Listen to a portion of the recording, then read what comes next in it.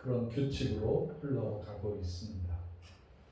처음에 아담을 창조하시고 아내를 줘야 되겠다. 그래서 부부가 되게 하시고 그 부부를 통해서 그 후손들이 나와서 한 가족을 이루게 했습니다. 모세가 인간적인 생각 또 지혜 경험을 통해서 그 나라 자민족 한 공동체를 섬기려고 하다가 큰 인간적인 실수들이 나오면서 사람을 죽이게 됐어요. 그래서 두려워서 흙 속에다가 이렇게 묻어버렸는데 그 다음날 히브리인들이 또 송사가 나서 막 싸우는 걸 보고 왜 그러느냐, 우리가 서로 도와도 어려운데 그러지 말라.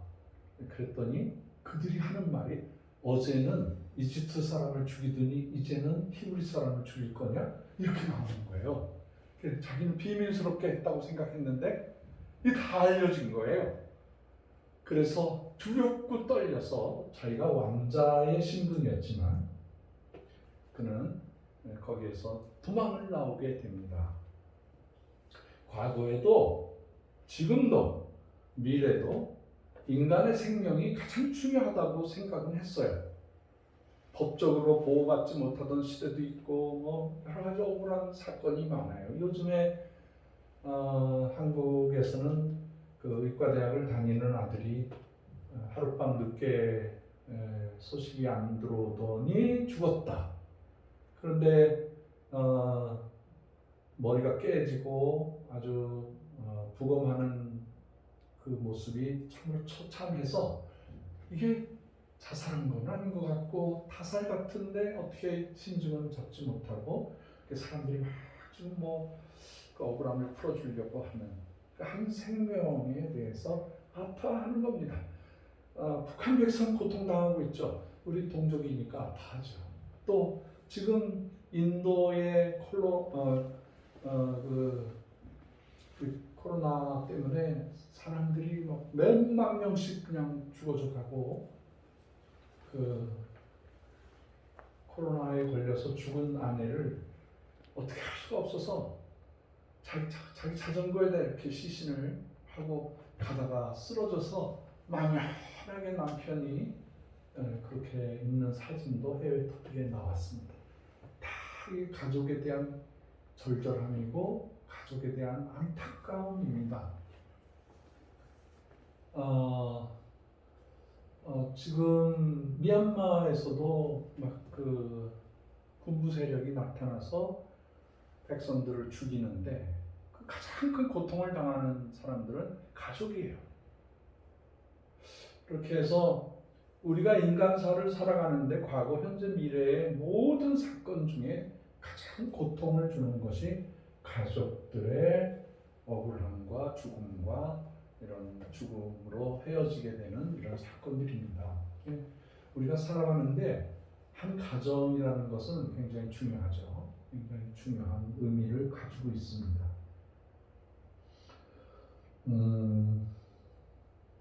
모세가 하나님을 만나서 이 신이 하나님이라는 분이 도대체 어떤 분인가? 왜 이렇게 우리를 고통 가운데 놔주시는가?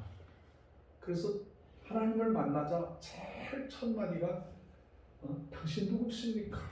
당신 이름이 뭡니까? 그 안에는 당신 이름이 뭐냐라는 물음 안에는 도대체 인생이 뭡니까? 왜 이렇게 우리가 고통받아야 됩니까? 앞으로 어떻게 살아가야 되라는 말입니까? 모든 인간의 의문점, 모든 질문이 다 포함되어 있는 What's your name? 신 앞에서 하나님께서 인간에게 현 나타나셔서 이 자기가 누구냐, 당신이 누구냐라고 질문할 때 하나님의 절대적인 하나님, 우주 만물을 창조하신 하나님 뭐라고 대답했느냐? 상당히 가정적으로 대답을 하시더라고요. 나는 아브라함과 같이 있었다. 나는 아브라함의 아들 이삭과 같이 있었다. 나는 야곱의 하나님이다. 이렇게 대답을 했어요. 제가 이 공명이 되면서 제가 수염이 너무 간지러워서 좀 벗고 하겠습니다. 이 앞에만 나타나서 하겠습니다. 너무 간지러워서 이 말은 뭡니까? 하나님은 가족 그 3대에 걸친 하나님이다. 그럼 제가 예수 믿다가 제 아들 대해서 예수 잘 믿으라는 보장은 없어요. 더군다나 손주까지 예수 잘 믿는 가정이면 성공하는 가정이에요. 뭐 다른 것 차치하고라도 내 후손들이 나의 믿음을 따라와서 같은 믿음의 공동체 안에 있다는 게 그게 가족이라는 말이에요.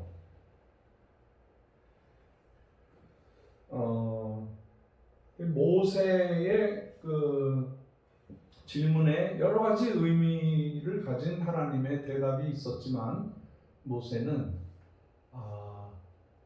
이 아담에서부터 노아로, 노아에서부터 함, 셈, 함, 야벳 이렇게 쭉 내려오지만 그 중에 하나님께서 아브라함을 택하셔서 가족으로 그 후손들로 복을 주시는 큰 의미가 있다고 생각을 합니다. 초대교회를 보니까 초대교회도 어떤 공동체로 됐냐면 그 부모와 자녀, 형제 이런 모습으로 이제 만들었어요. 그래서 그 초대교회 성도들이 어떻게 인사를 했냐면 서로 호칭했냐면 brother and sister, 형제, 자매님 이렇게 표현을 했어요. 그러니까 피가 섞이지 않았는데도 같은 믿음의 공동체 안에 있게 되는 순간부터 형제, 자매로 생각을 했어요.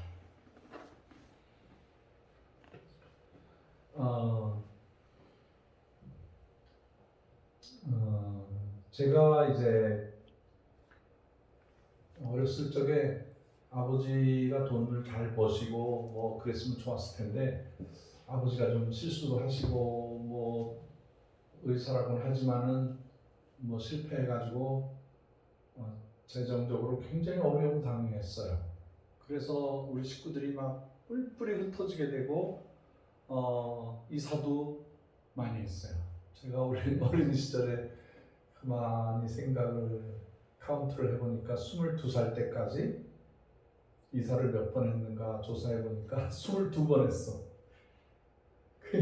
이 뭐 세상에 그때 이제 어렸을 적에도 제가 남산에 가서 이렇게 아래를 내려보면 집이 참 많은데 우리 집이 없더라고. 그 어린 시절에 왜 우리는 집도 한 칸 없나 그런 생각을 했었어요. 모르겠어요. 하나님이 저를 훈련시키려고 그런 극한 상황까지 몰고 가셨는지 모르지만 그런데 교회 가면 그렇게 교인들이 나를 사랑해줘. 아버지처럼 어머니처럼 할머니처럼 할아버지처럼 형제처럼 형제보다도 더 저를 돌봐주시고 사랑으로 대해주시더라고요. 그래서 제가 이사 가는 곳마다 교회를 가보니까 교회는 가족보다도 더 끈끈한 사랑이 있더라고요. 그 어린 시절에 교회 가니까 좋다. 교회 가니까 날 사랑한다. 교회 가니까 먹을 게 있네. 교회 가니까 존재감이 생기는 거예요. 존재감이. 이 목사님이 사랑을 해주시고요. 장로님들이 다 사랑을 해주시는 거예요. 제가 그 중학교 때 국민학교 5학년서부터 중학교 때까지 감리교회를 다녔어요. 그 당시에는 포장도로도 없는 상계동이라는 곳에서 살았어요.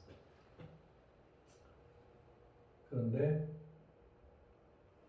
우리 학생회가 한 100여 명 되고 청년회도 한 50명, 100명 정도 되는 큰 그런 공동체인데 어느 날 담임 목사님이 형사야 그랬어. 네 그랬더니 너 나하고 이번 주에 삼각산에 놀러 가자 그러는 거예요. 근데 놀러 가자로 들었는데 목사님은 아마 삼각산에 기도하러 가자 이렇게 말씀하신 것 같아요. 그래서 목사님 손잡고 저하고 중학교 1학년짜리가 목사님하고 같이 그 많은 청년들, 학생들 다 있는데 아무도 안 가고 목사님 전화 픽업해가지고 제가 저 평창동 뒤에 있는 삼각산 그 기도까지 갔어요. 뭐 가니까 뭐 넓고 뭐 좋고 그래가지고 막 뛰어다녔죠. 제가 어렸을 적에 불암산, 수락산을 날다람쥐처럼 날아다녔어요. 그 올라갈 때는 막 쉬지 않고 쫙 올라가서 이렇게 보면은 거기에 촛불 켜놓고 떡도 갖다 놓고 밥도 갖다 놓고 그런 게 있으면 우와 땡큐 이러고 하나님 감사합니다 막 퍼먹었어. 나중에 보니까 그게 저 무속인들이 제사 드리는 거였었어요. 두려움이 없었어. 그런 거에 대해서 어렸을 때부터 워낙 먹는 게 더러운 게 아니고 나오는 게 더럽다는 하나님의 말씀으로 꽉 차 있기 때문에. 그리고 내려갈 때는 이렇게 이제 계곡에서 팍 뛰어가지고 이쪽 바위로 탁 뛰면은 딱 그 바위에 떨어지는 순간에 그 다음 바위를 알아내 스프링처럼 그렇게 해서 5분도 안 돼서 산을 내려왔어요. 다 좋은데 그렇게 한번 내려오면 그 당시에 한 달에 한 번씩 사주시던 운동화가 바로 1시간 만에 빵꾸가 나버려요. 그 당시에 우리 말표 운동화를 그래서 그다음부터는 정말로 뭐 조심조심 올라가고 신발이 빵꾸 나지 않게 애를 썼습니다. 그래서 제가 감리교회 목사님 덕분에 제가 밤중에 철야기도 하면서 주님을 만났어요. 그래서 일생에 일어날 모든 환상을 다 보는 거야. 그래서 제가 선교사가 되는 거, 북한에 들어갈 거, 러시아에 들어갈 거 다 보여주시더라고요. 그리고 살았어요. 그게 교회라는 그 사랑의 공동체 안에서 제가 박형사가 된 거예요.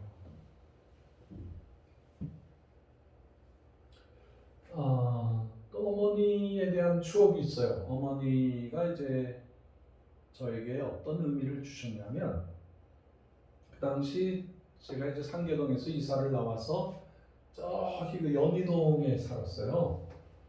연희동 그 명지대학교가 북쪽에 있고 거기에 큰 냇가가 흘러가고 있는데 거기에 양옥집에서 살았는데 2층 집에서 살았는데 여름에 비가 오기 시작했는데 뭐 크게 막 물줄기가 오는 게 아니라 그냥 가는 비가 오는데 이것이 계속 며칠 동안 오니까 이게 물이 불어나가지고 그 연희동의 개천이 넘치기 일보 직전이야.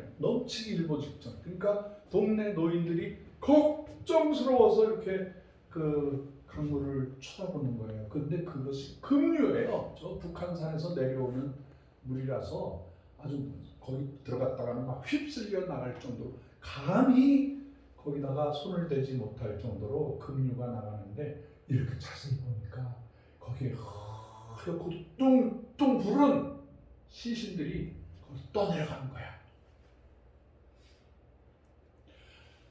이게 환상이 아니고 진짜예요. 그 북한산 그러니까 뭐 불광동이나 뭐 그런 산 쪽에 사시는 분들이 비가 오니까 산사태가 나가지고 그냥 휩쓸려서 그 개천으로 흘러가는데 사람이 1명, 2명, 3명 막 떠내려가는데 도대체 건질 수가 없는 거야. 그 당시 경찰도 소방대원도 없었어. 그냥 안타깝게 쳐다보는 거야. 실체가 막 떠내려가는데 두려웠죠. 그래서 저기 죽은 사람이 가네. 근데 사람이 물에 빠져서 그 숨이 끊어지고 난 다음에는 이 금방 몸이 부풀어 오르더라고요. 여러분 목욕탕에 가서 우리 동윤이가 목욕탕에 가서 목욕 한참 하면 손이 불어요, 안 불어요? 손이 허옇게 불잖아요. 근데 온몸이 다 불어서 뚱뚱 괴상한 그런 형상으로 지나가는데 무리에 있는 사람들을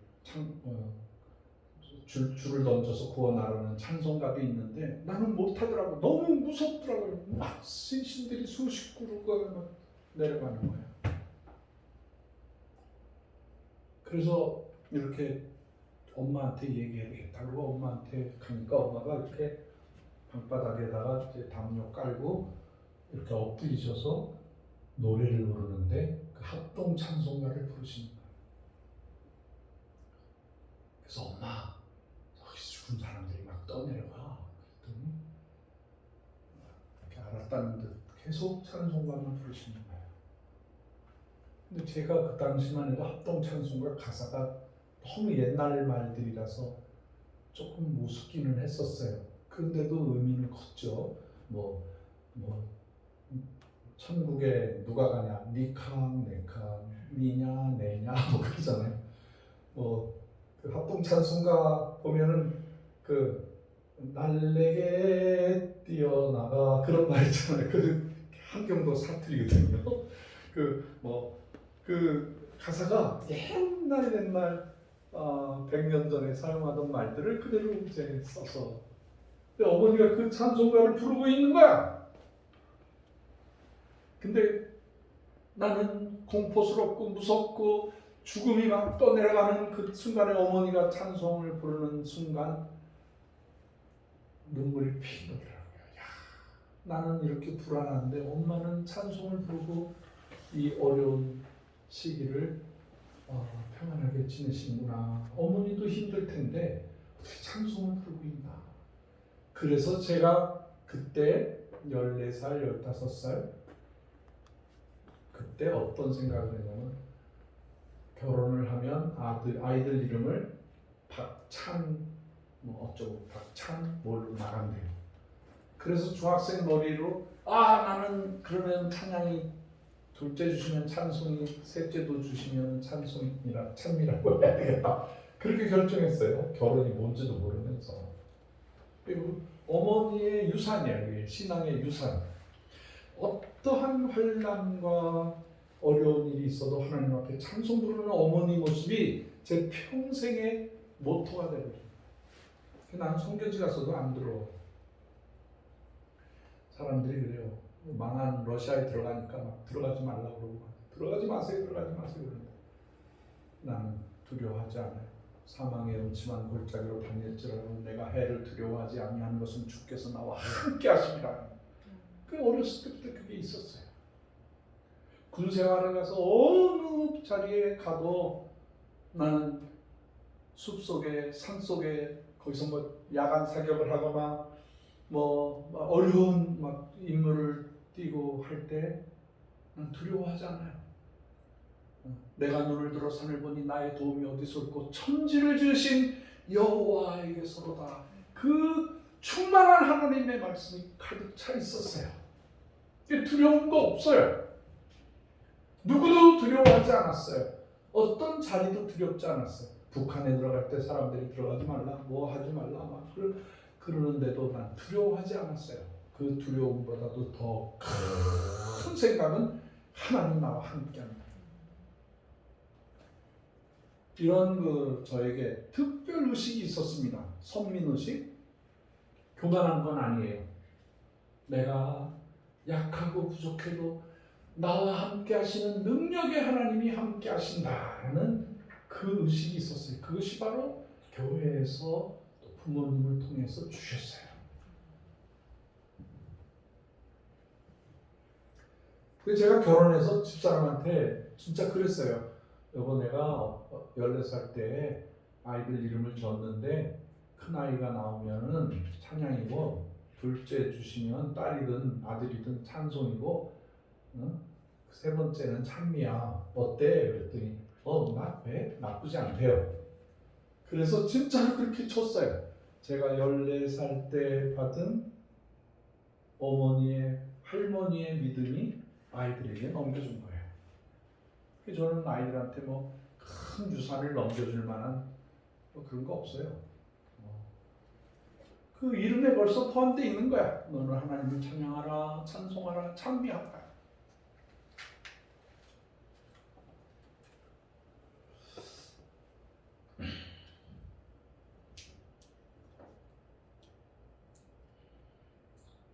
어머니라는 이름은 하나님이 인간에게 성육신하여서 오신 분이시다.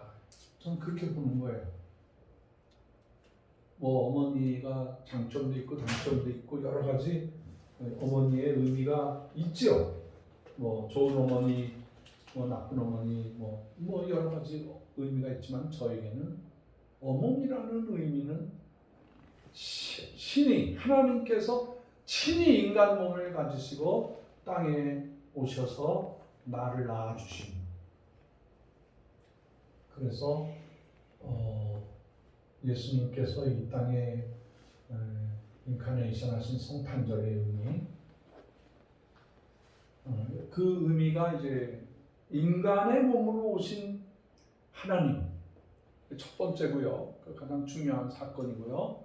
그 다음에 여러분 모두가 어머니를 통해서 태어났기 때문에 그 어머니라는 의미는 하나님이 여러분에게 손가락 10개 주시고 눈 2개 주시고 머리끝에서 발끝까지 모든 신체를 주시고 생각도 주시고 키워주시고 먹여주시고 진자리 마른 자리 다 해결해 주신 그 어머니가 하나님의 모습이라고 믿으시기를 주의 이름으로 축원합니다.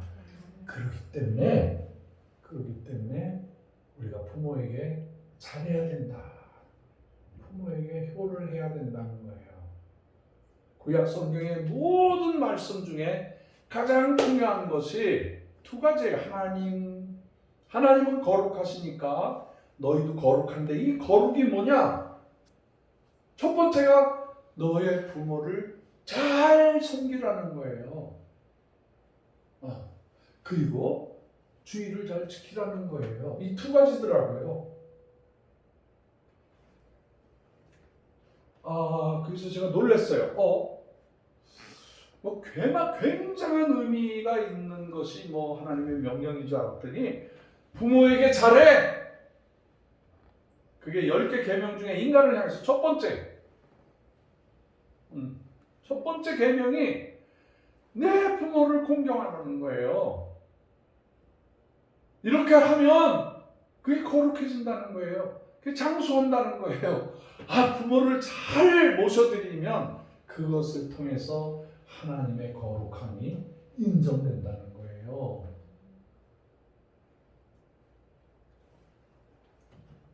자, 봅시다. 우리 잘 생각해 봅시다. 모세가 하나님의 존재에 대해서 막 궁금하고 또 물어보고 싶고 막 계속 하나님하고 교제하면서 구약 성경 모세 오경이 완성이 됐잖아요. 그럼 아브라함이 있을 때는 성경이 있었어요, 없었어요? 노아 시대에 성경이 있었어요, 없었어요?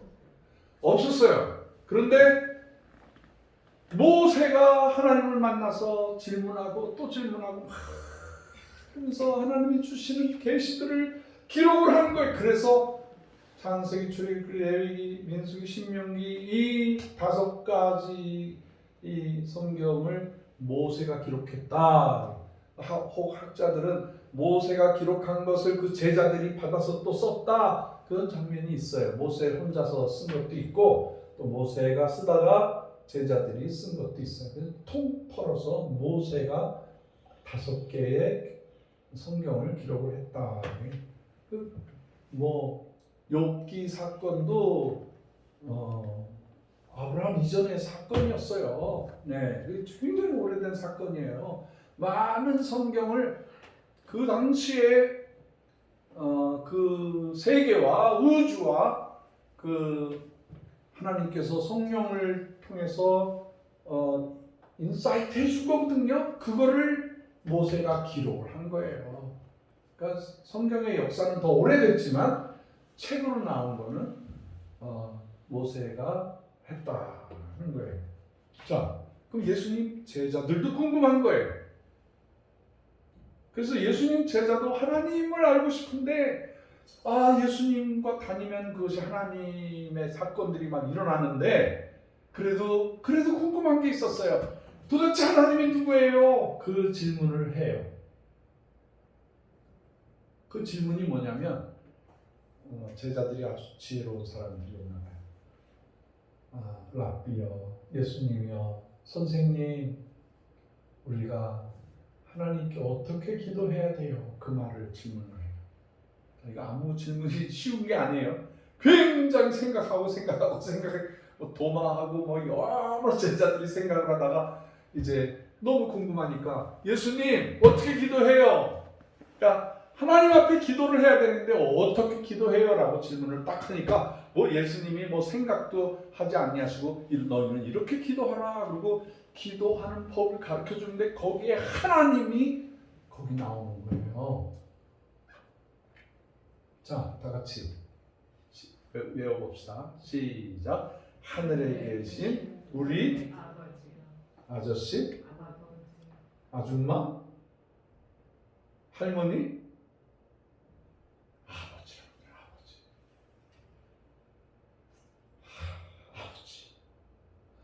그러니까 인간의 모든 신에 대한 궁금한 점, 하나님이 누구인가? 도대체 하나님이 여러분들이 이제 성경을 보시면 하나님의 이름이 많이 나오잖아요.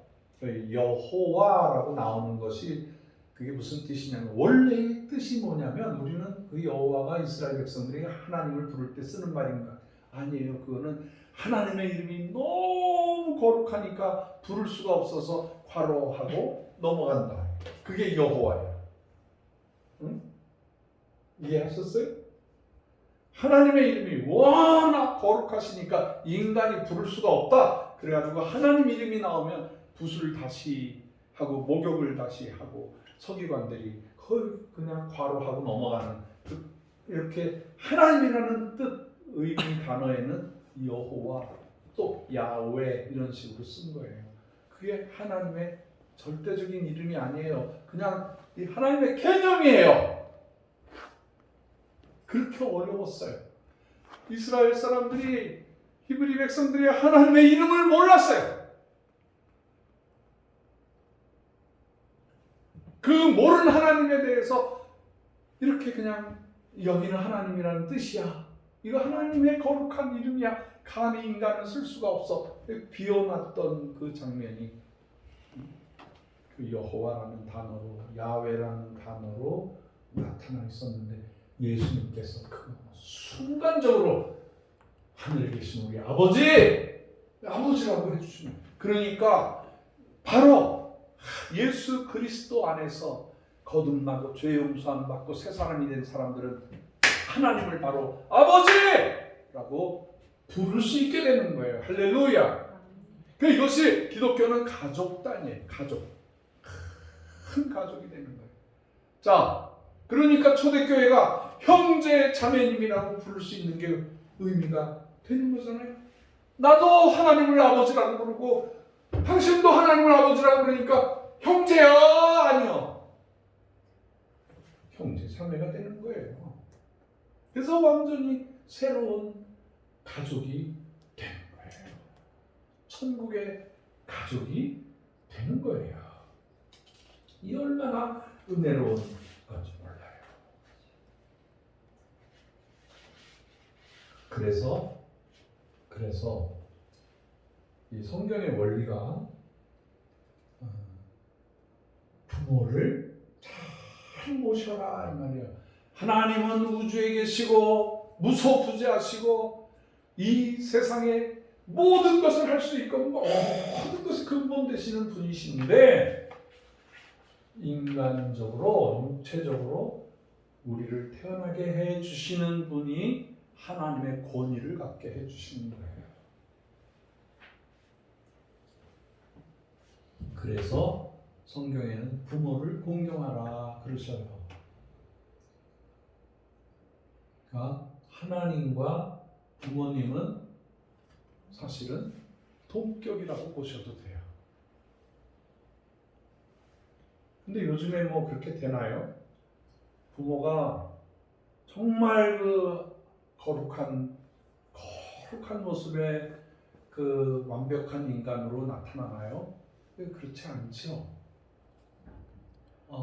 굉장히 제가 이렇게 설교를 하면 우리 비대면으로 들으시는 보시는 우리 천사 회원들이 나도 부모에게 공경하고 싶은데 우리 부모는 감당을 못하겠어. 우리 부모는 술 마시고 우리 부모는 나를 이렇게 사랑하지 않으셨어. 부모를 공경한다는 건 뭐 훌륭한 부모들은 받을 자격이 있지만 우리 부모는 좀 그래. 그래서 나는 모델이 안 돼. 내 아버지가 내 어머니가 나의 신앙의 모델이 아니야. 그래서 그렇게 공경하고 싶은 생각도 안 생겨 라고 생각하는 분도 있어요. 그래서 이런 사건 때문에 어떤 일이 생기냐면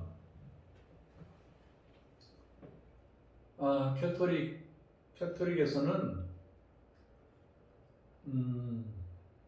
인간의 부모가 현찮으니까 거룩하지도 못하고 인간의 부모가 애 낳고 버리고 그 참 부모답지 못한 행동이 너무나 많고 복음화되기 전에 예수 믿기 전에 인간들이 얼마나 죄덩어리예요.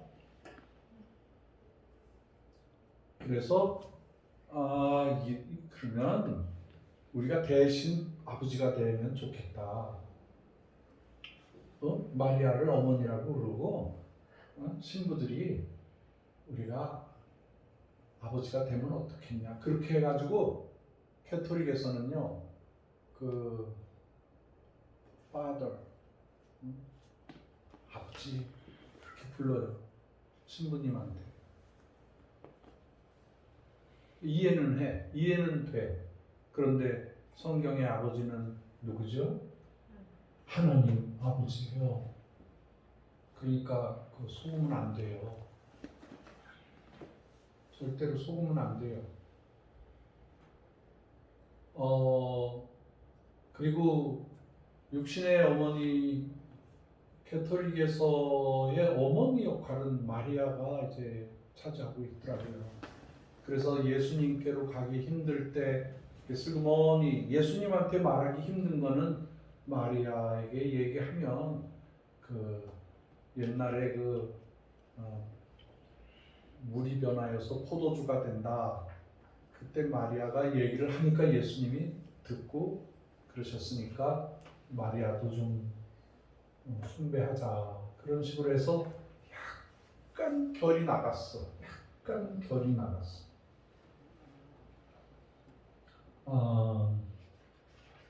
제가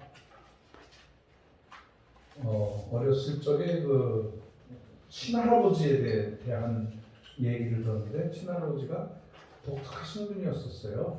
친할아버지가 그 학자셨는데 유학자, 그러니까 유교의 선생이었는데, 그러니까 왕자를 가르치는 선생님이었대요. 근데 한일 합방이 되니까 탄관을 다 불태우시고 우리 이 한반도에서 제일 골짜기 제일 촌으로 가셨어. 한양에서. 거기가 어디겠어요? 응? 대한민국에서 제일 촌구석이 어디예요? 아니 작정하고 가셨어. 거기가 전라북도 무주 진안 장수. 네, 그 진안으로 가셨어. 진안. 거기서 그냥 나라를 뺏기고 왕이 끊어지고 막 이러니까 막 거기서 있으니까 이거 학자님이 오셨다고 그 동네 사람들이 거기다가 이제 서당을 열어달라 그래가지고 왕자를 가르치던 분이 이제 동네 아이들을 가르치면서 서당 선생님을 하신 거예요. 그런데 이제 그때 그 초원으로 저 가마를 타고 말을 타고 선교사님이 한 분 오셨어. 근데 그 서당의 선생님인데 학문이 높다고 그러니까 이분에게 선물을 가져왔는데 이렇게 한자 성경을 가져왔어요. 한자 성경을 이렇게 우리 할아버지한테 선물로 주셨어요. 그러니까 다 읽으신 다음에 저하고 얘기합시다. 그리고 선교사님이 가셨어. 근데 특별한 책이니까 뭐 어렵지 않게 쫙 다 읽었어요. 그러더니 무릎을 치면서 그러시더래요. 우리 어머니가 저한테 얘기를 전수해 주셨어요. 하하, 유교와 기독교는 진리가 똑같다. 그런데 한 가지가 다르다. 그러시더라고요. 그 학자가 딱 성경을 보고 하나가 틀리다는 거예요. 그게 뭐냐면 유교에는 없는 영생이 있다. 그러시더라고요. 그리고 세례 받으셨어. 60세에 세례를 받으셨어. 제가 왜 이 얘기를 하냐면 그 유교의 학자들이 유교 유생들이 이렇게 뭐 판권을 쓰고 뭐 도포로 있고 뭐 유세차 어쩌고 저쩌고 저는 잘 모릅니다. 이거 용서하십시오. 그런데 그 의식이요 놀랍게도 구약의 유태인들이 하던 의식과 똑같다는 거예요. 그리고 제기를 뭐 홍동, 백서 뭐 어쩌고 음식 넣는 것도요 똑같다는 거예요. 그렇다면은 뭔가 유교가 들어오고 그러면서 이 구약 시대가 들어왔는데 그게 맞은 것이 언제냐? 제가 이번에 가서 깨달은 것이 많은 유태인들이 한반도에 와서 살았다는 거예요. 한 명, 두 명이 장사하러 온 게 아니라 와보니까 공기 좋지요, 물이 깨끗하지요, 시내가에 가서 이렇게 만져보면 거기 사금이 나오지요. 그래서 이 나라를 금수강산 이렇게 말했어요. 유태인들이 많이 살았다는 거예요. 그러다가 이제 뭐 불교인들하고 싸움도 나고 뭐 유교인들하고 싸움도 나고 이렇게 저렇게 해가지고 이렇게 섞여서 이렇게 유교 안으로 들어왔다라는 말도 있어요. 일본 사람들에게 우리 민족이 일본의 그 사신단으로 가가지고 뭐를 가르쳐 줬냐면 다도를 가르쳐 줬어요. 다도. 근데 이 다도를 가르쳐 준 이 다도가 사실은 뭐였냐면 도마 사도가 성찬예식을 가르쳐 준 거라는 거예요.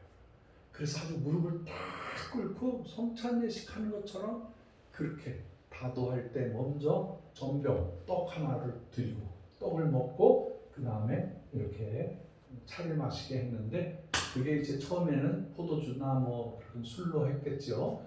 그런데 다도를 통해서 그 기독교를 박해하니까 그게 이렇게 바뀌어서 차를 마시는 법을 가르친다라고 하는데 그게 성찬식이었다는 거예요.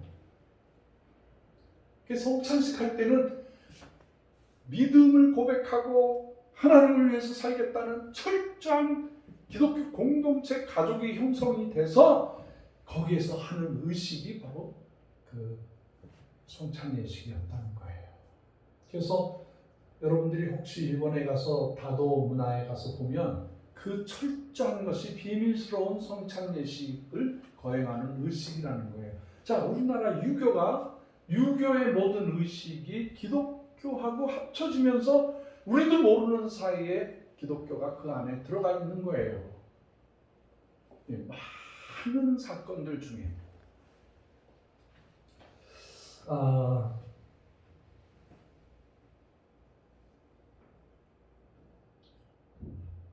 정교회에 가보니까 정교회가 이제 저한테 많은 영향력을 줬어요. 뭐 긍정적인 건 아니고 뭐가 잘못됐나를 제가 이제 러시아에서 살면서 많이 깨달았는데, 첫째, 성경 공부를 안 한다. 예배를 드릴 때 성경을 가르치는 게 아니라 그냥 교회의 전통, 교회의 규례, 그리고 모든 것들을 거기서도 신부라 그래요. 신부. 러시아 말로 바추슈카. 그 다음에 이제 신부의 부인을 마추슈카 이렇게 해서 아버지, 어머니라는 의미에 아주 큰 의미를 가지고 있어요. 성경 말씀을 왜 안 가르치냐? 내가 도전을 했어요. 왜 성경 말씀을 이렇게 무시하냐? 왜 성경 말씀을 안 가르치냐? 그랬더니 하나님은 크신 분인데 이 요만한 성경에 어떻게 하나님을 다 넣느냐? 그냥 이거 참고서 정도 되는 거고, 하나님이 우리에게 이렇게 표현해 주시는 한 부분이고, 나머지는 전부 다 교회의 역사, 교회의 규례, 교회의 법도에 다 있다. 그래서 내가 깜짝 놀랐어요. 야, 이래서 이단이 됐구나. 이래서 문제가 있었구나. 기독교인 것처럼 하는데 그게 아니더라고요.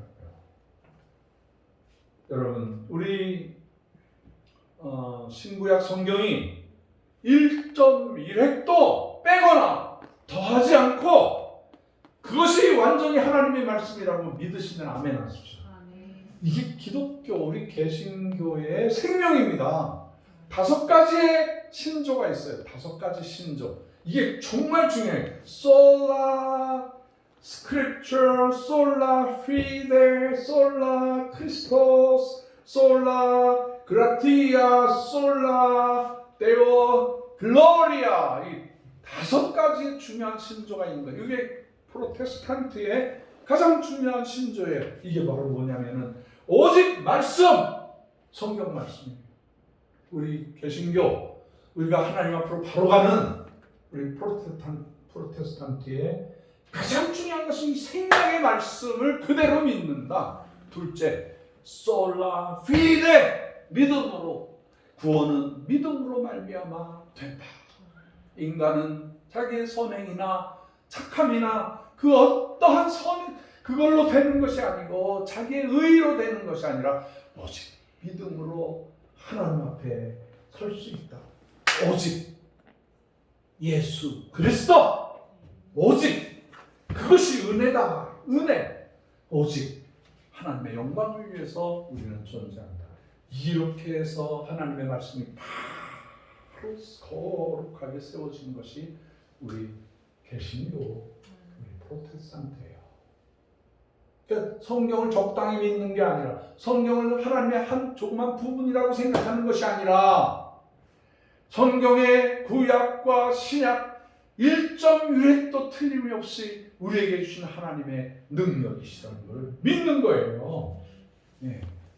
이게 우리 크리스찬의 공동체, 성결교회나 감리교회나 순복음이나 장로교회나 어떤 교단이든지 간에 이 5가지 신조를 가지고 믿는 거예요. 할렐루야.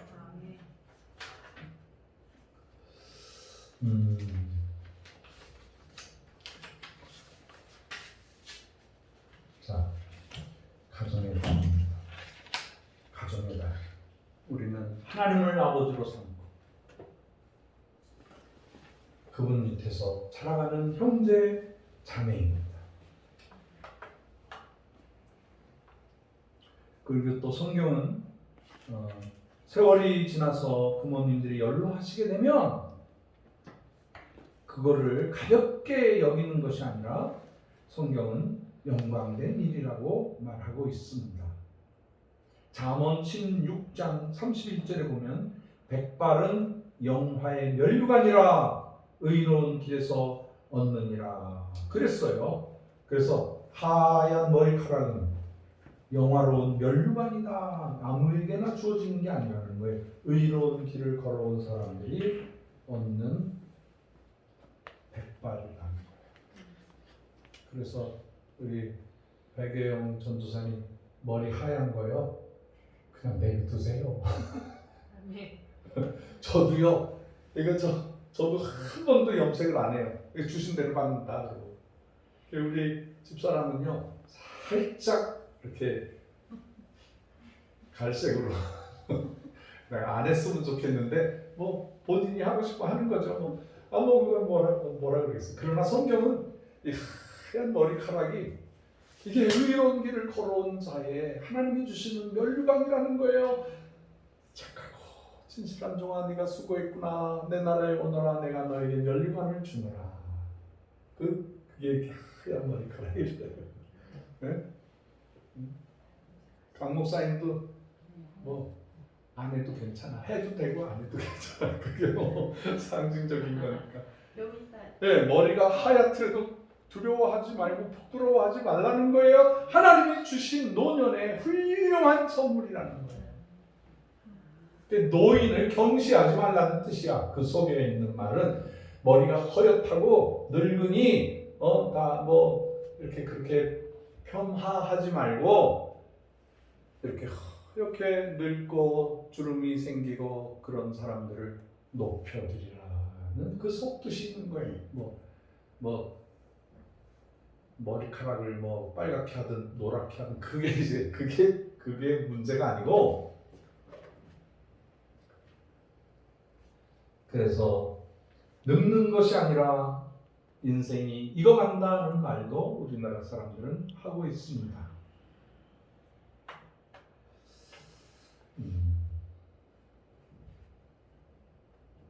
말씀을 정리하겠습니다. 디모데후서 3장 2절에 보면 사람들은 자기를 사랑하며 돈을 사랑하며 자긍하며 교만하며 회방하며 부모를 거역하며 감사치 아니하며 거룩하지 아니하며 이렇게 말씀했어요. 이거는 말세에 일어날 현상들이기 때문에 그 중에 하나가 부모를 거역한다는 말이에요. 부모를 거역하지 말라는 거예요. 성경에 보면 자녀가 부모를 생각하는 것보다 하나님께서 부모를 생각하는 것이 더 각별하다는 거예요. 부모님은 하나님의 대행자로서 하나님을 대신하는 역할을 감당하는 분이고, 그래서 분명히 자녀들에게 공경을 받아야 된다는 말씀입니다. 우리가 존경을 받고 공경을 받는 것이 중요합니다만은 그거를 강요할 필요가 없이 우리가 하나님 앞에서 그러한 인생을 살아드리는 거예요. 의로운 인생, 하나님 앞에서 선한 인생을 살아가야 되는 거예요. 우리 한민족 통일고구마 나눔운동 본부는 그래서 두 가지를 가지고 하나님을 기쁘게 해드리고 있습니다. 우리 한국교회가 정말 잘했어요. 한국교회가요, 복음이 들어올 때, 선교사님들에서 복음이 들어올 때 이 나라를 개화했어요. 그리고 이 나라가 무너졌을 때 독립운동하고요, 이 나라를 위해서 기도하고요, 결국엔 독립을 할 수 있게 그렇게 해줬고요. 그 다음에 이 동족 상잔의 비극 6.25 사변 때 우리 기독교인들이 기도하고 싸매고 감싸주어서 전쟁의 상처를 다 감싸주고 고아와 과부와 상처받은 모든 분들을 치료하고 먹이고 살렸어요. 그리고 경제적으로 부흥하게 했고요. 그리고 민주사회를 이루었고요. 그리고 한국교회가 정말로 놀라운 세계 선교를 감당하고 있어요. 지구상에 한국 선교사가 들어가지 않은 나라가 하나도 없어요. 우리 동료 선교사, 내가 잘 아는 선교사님들도 이번에 코로나로 많이 돌아가셨더라고. 네, 후배 선교사님도 돌아가시고, 신학교도 같이 다녔던 친구도 이번에 인도네시아에서 돌아가시고, 많은 분들이 코로나 그 어려운 역병 중에서도 복음 증거하겠다고 노방전도 하고 사랑으로 물건 나눠주면서 결국에는 그 사랑으로 인해서 코로나에 걸려 소천하셨어요. 자, 우리 민족은 이제 가장 중요한 일을 해야 할 때가 됐습니다. 그게 바로 형제가 하나는 부자가 됐고 하나는 넉넉하게 살고 하나는 잘 사는데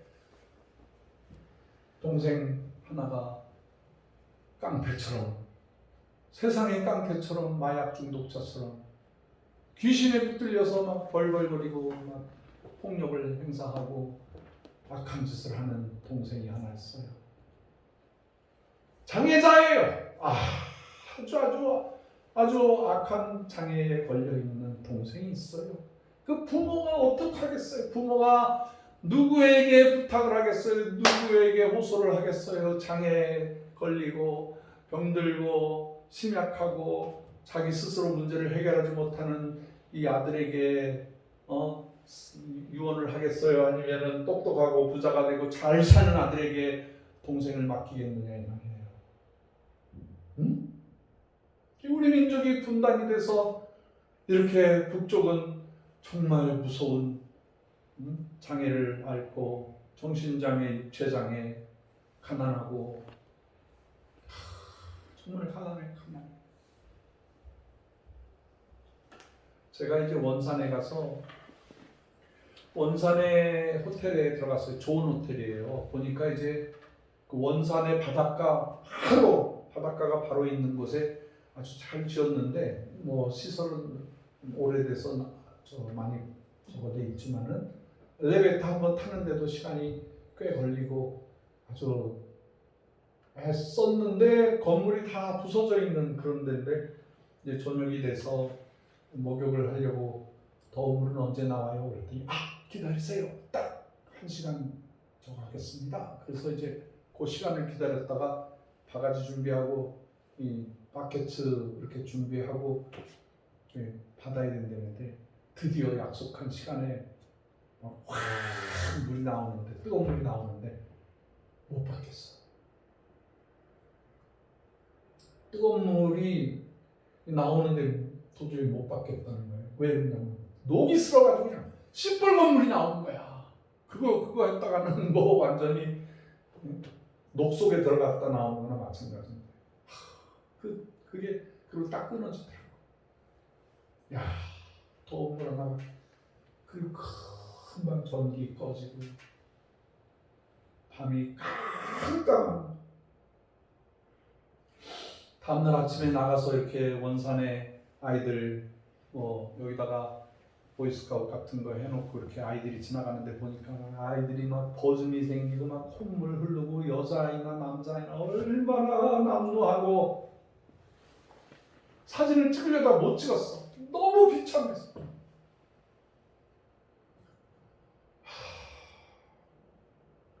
거기에 그 원산 위원장이면은 도지사가 왔는데 우리한테 와서 내가 여기가 아픈데 좀 치료해달라고. 그래서 같이 갔던 그 양순열 선교사님이 한의사잖아요. 이 치료를 잘해요. 그분이 이제 계속 뜸을 떠주고 침 놔주고 살려냈어.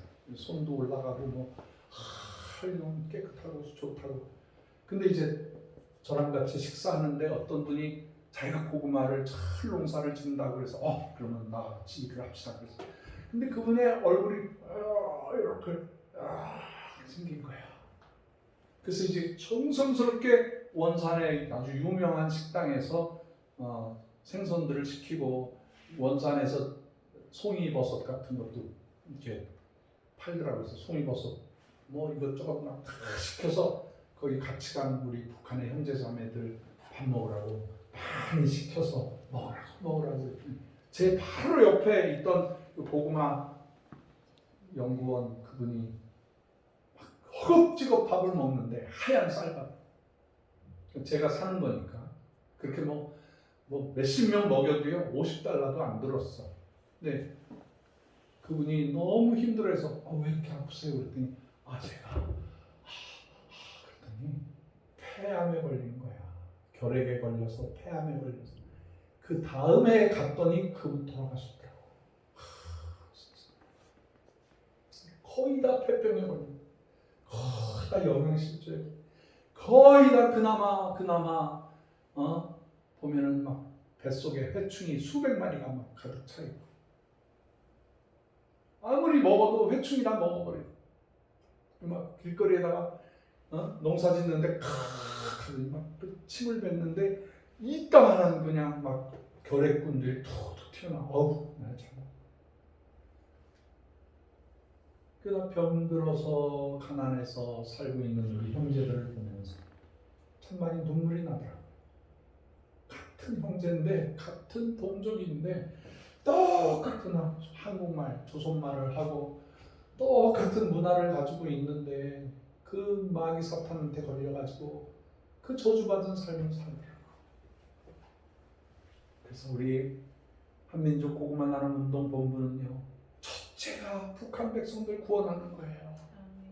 이거를 해야 된다. 이 마귀는요, 이걸 알고요, 절대로 접근 못하게 돌 길도 막아버리고요, 관계를 끊어버리고요, 완전히 폐쇄.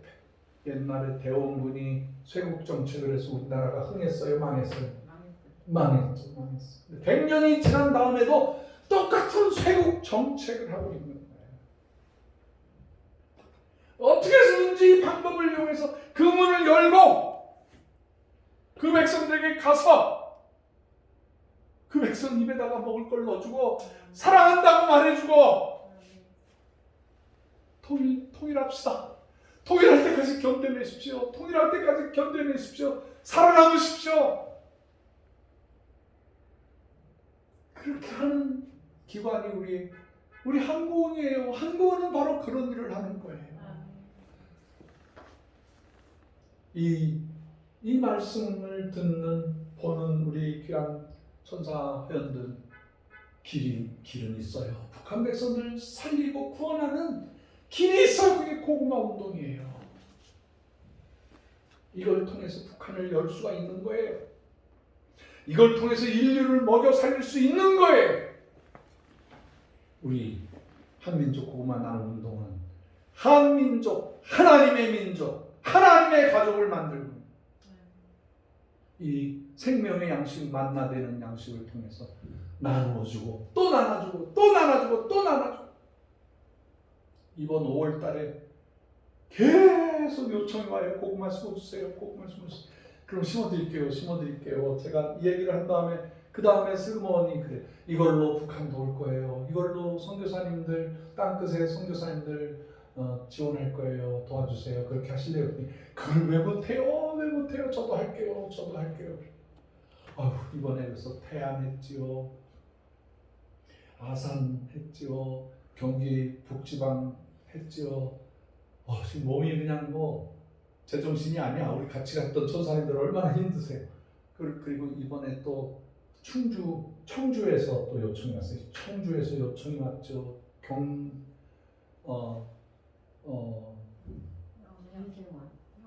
영양, 경상북도의 영양에서도 지금 연락이 왔죠.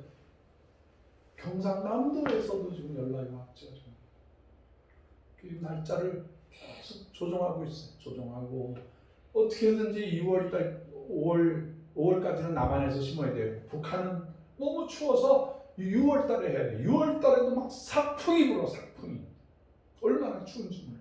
어쨌든 간에 5월 달에 우리가 최선을 다해서 국내 조직들을 더 넓히고 북한과 열방을 향한 생명의 만나의 요셉 창고가 이어지게 되기를 여러분 기도해 주시기를 바랍니다. 기도하겠습니다. 거룩하신 하나님 아버지, 하나님의 사랑으로 우리가 가족이 되었습니다. 하나님을 아버지라고 부릅니다. 그래서 우리는 한 형제요 자매입니다. 우리 한 민족, 하나님의 민족인데 지금 둘로 동강만 있는 상태입니다. 주여, 남한은 잘 살고 세계에서 첫째가 되고 있고, 남한은 점점 기름지고 점점 잘 먹고, 남한은 점점 복음 증거하는 능력의 나라가 되고 있는데, 우리 동생 형제 되는 우리 북한 형제들 자매들 우리가 살려야 되겠습니다. 주여 이 일을 잘 감당할 수 있게 능력 더하여 주시옵소서. 우리가 이 5월달에 육체의 모든 정성을 다하여 땀 흘리고 수고해서 허리가 아프더라도 다리가 아프더라도 우리가 지혜를 많이 만들고 고구마 사역을 통하여서 인류를 구원하는 저희가 되게 하여 주옵소서. 그래서 우리가 사랑의 가족 어버이 주일이 되게 하여 주시옵소서. 예수님의 이름으로 축복하오며 기도하옵나이다. 아멘.